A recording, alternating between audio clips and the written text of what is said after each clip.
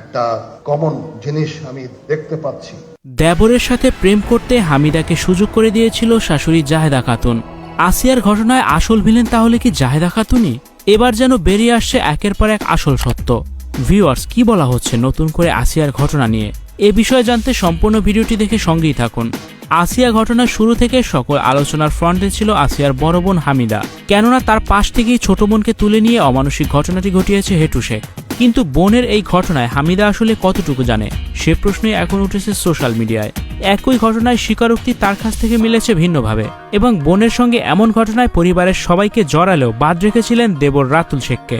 যদিও ঘটনার সূত্রে আইনের মার প্যাচে শেষ পর্যন্ত বেঁচে যেতে পারেনি রাতুল শেখও, কিন্তু স্বামীর সঙ্গে সম্পর্ক ছিন্ন হলেও রাতুল শেখকে নিয়ে একটা প্রাসঙ্গিক আলোচনা উঠে এসেছে সোশ্যাল মিডিয়ায়। অনেকে মনে করেন আসিয়ার ঘটনাটির পিছনে আরো বড় কোনো রহস্য রয়েছে, যার সবকিছুই জানে হামিদা। তার এক এক সময় দেওয়া এক এক রকম স্বীকারোক্তি এটাই মনে করিয়ে দেয় যে কিছু একটা আড়াল করতে চলেছে হামিদা নিজেই। জানা যায় স্বামীর সঙ্গে খুব একটা ভালো সম্পর্ক শুরু থেকেই ছিল না হামিদার।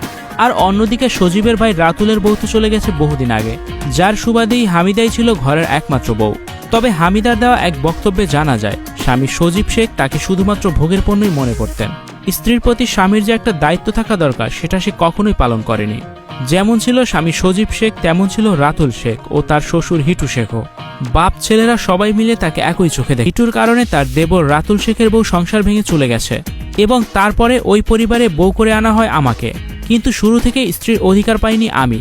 অন্যদিকে আসিয়ার ঘটনার পরে জানা যায় যে স্বামী ছাড়াও পরিবারের বাকিরা যে আসিয়ার দিকে বদনজর দেয় সে বিষয়টি শাশুড়িকে জানালে তার গায়ে না মেখে উল্টো স্বাভাবিক একটা ঘটনা বলে উড়িয়ে দিয়েছিল শাশুড়ি, এবং হামিদা তার যথাযথ বিচার না পেয়ে নিরুপায় হয়ে সজীব শেখের সংসার চালিয়ে যায়। কিন্তু একই ঘরের প্রসঙ্গ রাতুল শেখকে নিয়ে আসিয়ার ঘটনায় কখনোই মুখ খোলেননি হামিদা।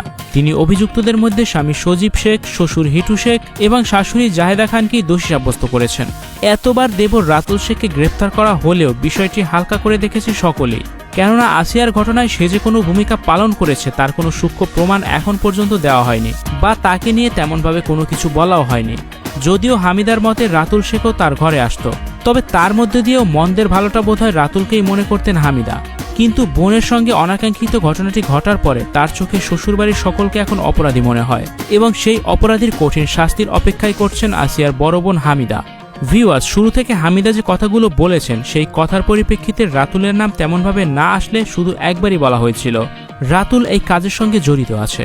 আর তাই তো হামিদার সাথে রাতুলের প্রেম ছিল, সম্পর্ক ছিল, এমনটি বলা হচ্ছে সোশ্যাল মিডিয়ায়। তার কারণ সবাইকে নিয়ে শক্ত করে কথা বললেও রাতুলকে নিয়ে কেন শক্ত করে কথা বলেনি হামিদা? আপনার কি মনে হচ্ছে?